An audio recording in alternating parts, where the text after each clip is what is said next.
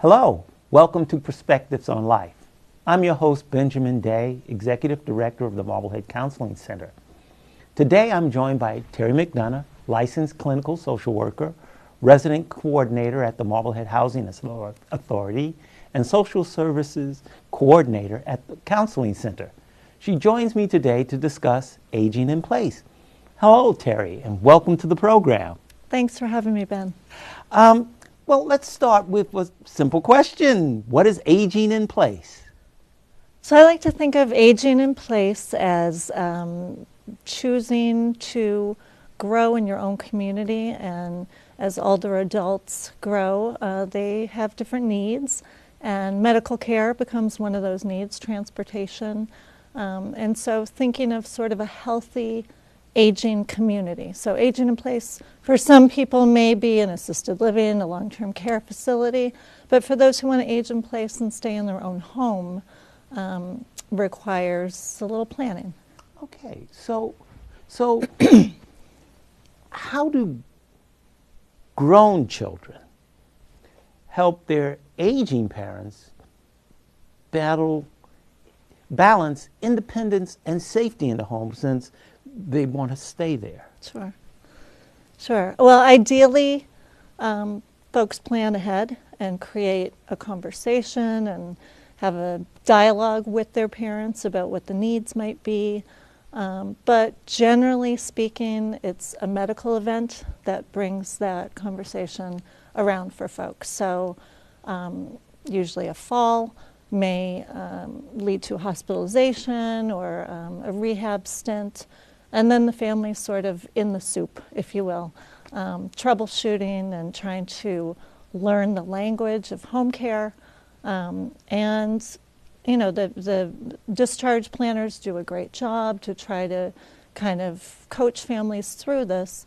But when their parents come home, it can be a bit of a mystery. So you're learning a new language, ADLs, activities of daily living. You're learning about PT and OT, which is occupational therapy and physical therapy. So there's a lot to navigate once you're in that position. So I assume that it's the aging parent who desires to stay in place. So what sorts of products, because I assume that since it's a medical event that created the issue in the first place, what kind of products are available to support their goal of staying in the house? Sure. Well, I think in the immediate kind of situation, you really want to sort of troubleshoot and look at, okay, how do we implement things safely with respect to communication, with respect to what if there's a subsequent fall or another medical event. So a couple of the first things right off the bat would be, this is an example of the file of life, and this is something that it's magnetic and you can put it on your refrigerator, and it lists your doctor, your medications, any kind of medical data, and emergency responders look for this when they attend a medical event in the home. So it's a really great tool, and then this goes in the senior's wallet and they can carry it with them. So that's kind of one protection early on that you can take. Another is the life alert system, the personal emergency lifeline. I've fallen and I can't get up. So those are two kind of immediate things, I think, to address. I think kind of subsequently you can look at having a physical therapist come out and do like a home safety evaluation. So I think that for some folks, aging in place, we want to cheerlead for that independence. But the safety balance, again, kind of going back to the safety, how do we adapt the home? And I know a lot of folks, they don't want to clear up the clutter or the scatter rugs or the things, the comforts of home. So a lot of times it can help to have that third party come in and take a look and say, you know, from a medical perspective, it really isn't a good idea to have this much clutter, or you may want to remove these rugs or tape down these rugs, install grab bars to help you safely in and out of the bathtub. Let me think. Sorry. I think that additionally in Marblehead homes, you know, some of our older Marblehead homes present trickier home adaptation. We have really steep staircases, narrow passageways, uneven floors. So there are contractors who can work on specialized sort of adaptations for the home. In this age of technology, we're very lucky in that there are a lot of assistive technology devices, computers that can speak for folks who are vision impaired, you know, telephone amplifiers, things of that sort. There is medical equipment such as stair lifts. There's, you know, scooters and specialized wheelchairs. But there's other things that are really simply more for convenience, easier on and off clothing with zippers rather than buttons, elements for cooking that can keep you safe, medication machines, talking watches. There's sort of, I mean, it's a whole industry, really. And so the first sort of order of business would be to review in the household some sort of hidden, although they're in plain sight, problems or lack of safety that can be modified to help someone age in place without the fear of accidents occurring. Sure.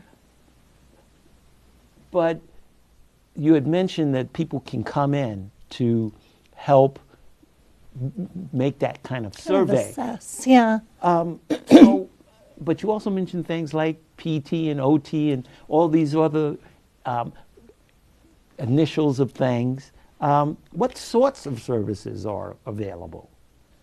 So again, kind of coming back to that language of home care, there are certain services available that may be available through our state mandated, more jargon, ASAP, which is Aging Service Access Point. So a lot of times we'll kind of start with the state agency, see what folks might be eligible for. There are financial and medical guidelines for their services. Otherwise, there's private home care agencies. Some folks will do this on an individual basis. So there's a range. It really, nursing can kind of be wound care, medication management, blood pressure assessments, things of that nature. Personal care can be bathing and dressing. Homemaking is really kind of housekeeping, changing the bed linens, which can be very difficult as you age, trying to wrestle those sheets on and off. Doing laundry and housekeeping. Companion care is another sort of errand service, doing grocery shopping. And aides can come in and do meal preparation. And other services that could be delivered would be transportation, which is a big one. As people age and hang up the keys, we see fewer and fewer resources, and folks aren't able necessarily to negotiate public transportation. So they rely on family members or their local council on aging van, or MBTA has The Ride. There's a whole range of financial kind of services as well, legal services for planning for long-term care, you know, through asset protection, wills, kind of healthcare proxy, information sort of services as well. Financially, folks sometimes just need help going through the mail and figuring out what to discard and what bills, you know, need to be paid and what might be a scam. So, you know, I think sometimes adult day health care for folks is sort of I call it like your biggest bang for your buck for folks who really need sort of all those wraparound services. So sometimes a van can come to pick folks up 1, 2, 5 days a week and bring them to a facility where they could receive their personal care, their medical care, some socialization, meals, and it can really kind of give the family a break during the week. Given that there are so many potential sources of aid and support, I can imagine that there are also the family members themselves who have to somehow navigate this. If there's more than one sibling or even another aging spouse in this mix, they may all have differing opinions. They may have differing approaches. How or who should be tapped to sort of coordinate these differing opinions, and so that there isn't quite the sort of clashing of ideas and attitudes? How does one navigate that? Sure. And I guess the answer is it's not one fit for each family. Working with families, there are so many different kinds of families. So I think one place to start is sort of looking at some of that family history. I had a great mentor who told me a story about she was doing rural social work, and there was a son who was kept a trailer on the property and had the dad out there as he was aging. And, they kind of had some services come in, but there wasn't a lot of contact. And from a social work perspective, I think service providers came in and thought, what a terrible, what's going on?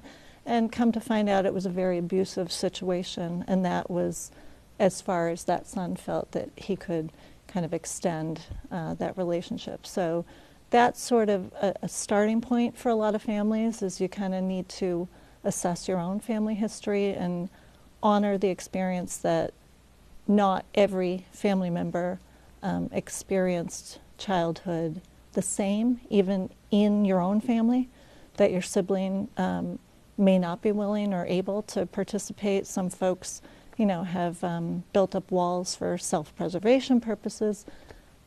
Then again, the families who are involved, everybody has an opinion. Everybody wants to contribute. Everybody has their own idea of how to fix or, sort of intervene. Saying that, you also have kind of a role reversal where these are your parents. And so even with the best intentions and the best ideas, you really kind of want to preserve that relationship. But on day one, a lot of times you inherit these roles of kind of brokering services. So I came across a book years ago called If I Were an Only Child. And ideally, I think everybody thinks that they have the best way to do things. I think it's assessing the family and who has what skill set and keeping the communication going. I brought an example of kind of a good start for families to use. It's called My Personal Information Record. And it's sort of a guide for families, and we actually have these locally in the community. This was prepared by the Triad group here in town. And it talks a little bit about how to address issues such as driving, figuring out the insurance benefits, whatever sort of pension there might be, financial, kind of doing an assessment as far as the credit card and the taxes and the house itself, kind of doing an inventory and figuring out where do mom and dad stand with all of this? Where do they keep their important paperwork? What important paperwork do they not have? Dad, is entitled to veterans benefits, but he lost his DD2 paperwork, so we need to talk to the veterans agent. So a lot of times I think it's just sort of assessing that. And I think also the skill sets of each family member sort of need to be tapped into to try to sort of maximize the whole effort. So, if you have one sister who's a CPA, you can kind of say, okay, you can take this financial piece. Somebody else might be shuffling their kids around and can throw mom in the car and get her to the hairdresser or pick up the prescription at CVS. So, it's kind of figuring out that balance for the family. So a key component is communication. Yeah, that's huge. And keeping all the family on the same page, trying to get them to be understand what each role is and how they fit into that role. What kinds of methods, or are there methods to sort of ensure that communication stays fluid amongst family members? And I can imagine, given some instances where not all the caregivers are in the same town or in the same region, that communication can be challenging there as well. Are there methods that communication to keep that open? Yeah, absolutely. And I think, again, we're in this great age of technology, which can be a blessing and a curse. So for folks sometimes who are living in the same community, you could be caring for a parent, say your mom has dementia, and you go to visit, and she says, I haven't seen, your brother for a week. And meanwhile, he's been there twice in the morning, and, either he's not getting the credit for it, or he's already administered the medicine, and you go to, administer the pills. So I think especially for folks who are kind of in and out of the house, as wonderful as technology is, you can buy a 99-cent notebook and really kind of keep things on the same page. Date, entry, I was here, fed mom breakfast. The home health aides can check in that way as well. And so everybody kind of goes to the same place. Yes, mom rested for a while, mom drank 2 glasses of water. It can be really, really simple way. So it's that KISS principle. So sometimes I think it's KISS being keep it simple. Exactly. Exactly.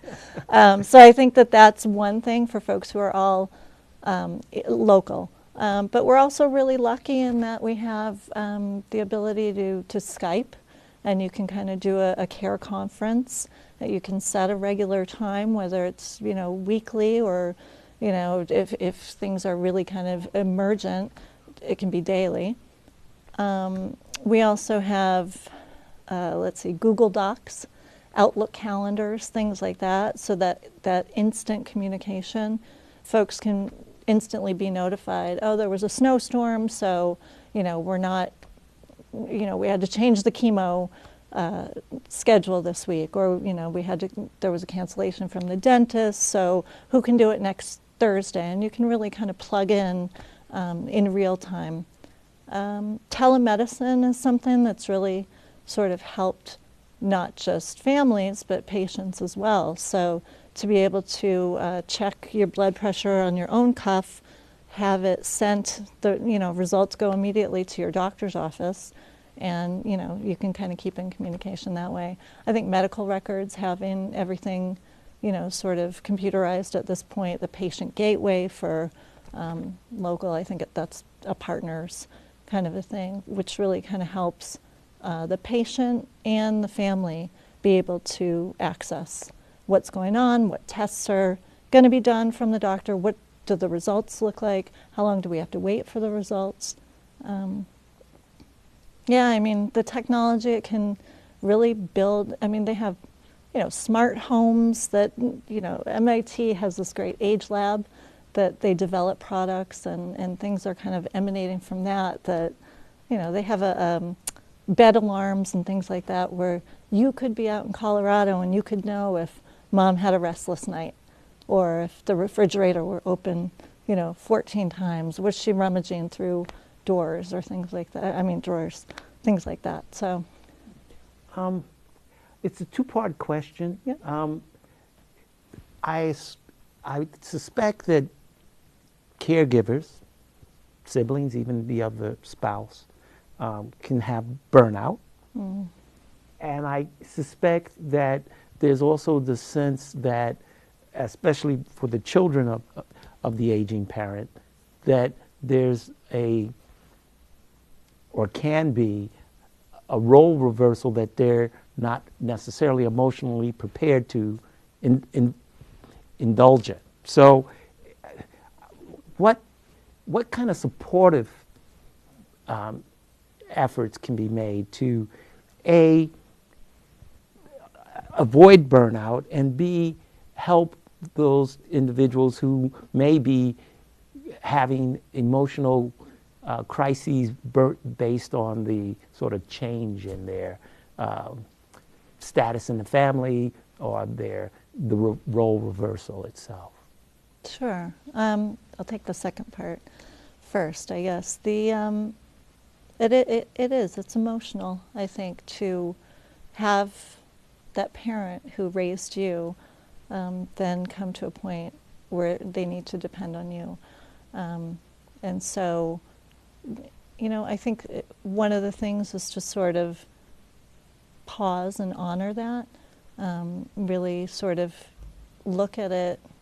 And for some folks, it can be quite a privilege to be there for their parents. It can be a burden. It can be, it's very static. We're very, a lot going on in our lives. So it can be a complication. But for some, it can really, really be a privilege. And so to take that time as our parents age, if they've had maybe a stroke, a medical event, something, their word retrieval gets slower, they slow down. I think allotting time when you are going to be there to really be present. There's a lot of history and a lot of wisdom, and maybe you didn't have time for the stories, when you're raising your kids or when they were raising you and you were going to, the basketball games or things like that. So it's a time to really take time and honor your parents and to do that emotionally as well. As far as burnout, I would say to everyone, find a group. And even if you're not going to go, get a meeting time and just kind of keep that on the back burner in your pocket for that day when, that breaks the camel's back and you're like, I need to talk to somebody. We have a great group here in town. There's a couple of great groups here on the North Shore. There are online communities for support. AARP has an online presence. Family Caregiver Alliance has a great website. So I think, you inherit these roles that you didn't really imagine that you would be playing. And instantly, and again, if it's a medical event, you're instantly a maid, a chef, a chauffeur, a broker of services, maybe an attorney, a banker. And so I think burnout is definitely practically unavoidable. So respite is another thing that's available in the community. So you and your siblings can take turns and say, Tag, you're it. You got to come out for a week. I need, some time off. Assisted livings have respite programs, short-term stays, so that if you and your family are planning a vacation, you can maybe it can actually be sort of a good time for your folks too. Maybe look at it as their vacation. Exactly. Before we run out of time, yes, there are family members who might be available, but what about those individuals who don't have any families, who, in a sense, aged out of their family community? What can be done there? Well, for those individuals. Sure. We're really fortunate to live in a great community where the town supports our local council on aging, and they are a wonderful resource. We do have, as I said, the state agency, North Shore Elder Services, that can provide a slew of services and provide a case manager to work with the individuals. So we see this quite often, whether it was folks who never had family or who might be estranged from family. And there are wonderful philanthropic organizations in town that can assist financially with folks. So the emergency personnel, the first responders that we have here in town as well, we're all kind of tied in. So it's a nice network. It's a good town to be in. So finally, what should be the take-home message about aging in place? What key points should we be looking at? Sure, I think the biggest thing is that it's a conversation, and it's a process and a dialogue. So I really think that the earlier that you start to plan, and even just sort of plant the seed with your parent or with your child, to say, hey, you know what, we need to kind of set aside some time. Maybe when the doctor gives you that healthcare proxy form to fill out, that can be a jumping off point. To talk about end-of-life issues, financial issues, and just kind of utilize the existing folks in the community and the tools that are out there to sort of create a plan. And in a sense, aging in place has never been easier, but at the same time, there are things that need to be put in place so that it can occur in a manner that provides dignity to the parents and to their children and spouse. Sure. Well, I think we could have kept on going, but we are out of time. I'd like to thank Terry McDonough for this very interesting, very informative talk on aging in place. Thank you. And if you'd like any additional information, please contact us at Marblehead Counseling Center. And please join me next month for another edition of Perspectives on Life. I'm your host, Benjamin Day. Thank you very much, and thank you again. Thanks, Ben.